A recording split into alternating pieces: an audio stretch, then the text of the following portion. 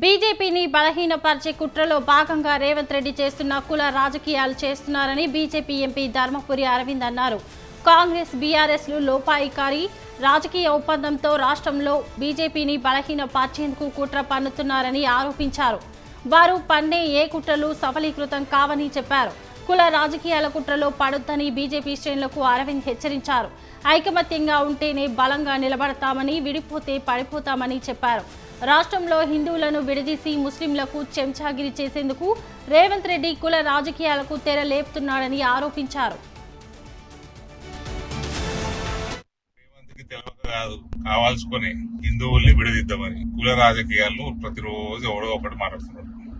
94లో Congress government ఉన్నది గుజరాత్ లో, ఆ కులాన్ని బీసీలలో కలిపారు. మోదీ గారి కులాన్ని 99లో దేశంలో బీసీలలో కలిపారు. 94లో కలిపినప్పుడు గుజరాత్ లో కాంగ్రెస్ గవర్నమెంట్, మోదీ గారు ఎలక్టోరల్ పాలిటిక్స్ లోనే లేడు. అప్పటికి 99లో కూడా లేడు ఆయన ఎలక్టోరల్ పాలిటిక్స్. ఇవన్నీ రేవంత్ కు తెలియక కాదు, కావాల్సుకొని ఈ ఏదైతే కాస్ట్ సెన్సస్ అన్న ఒక సూలకోట్ల సర్వే చేసిండో అందులో కాస్ట్ సెన్సస్ పక్కకు పెట్టుంది.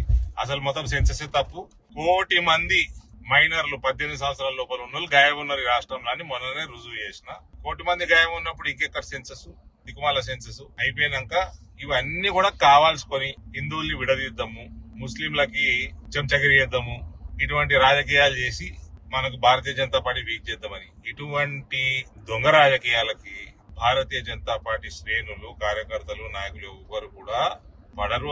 ఈ ట్రాప్ లో పడొద్దు.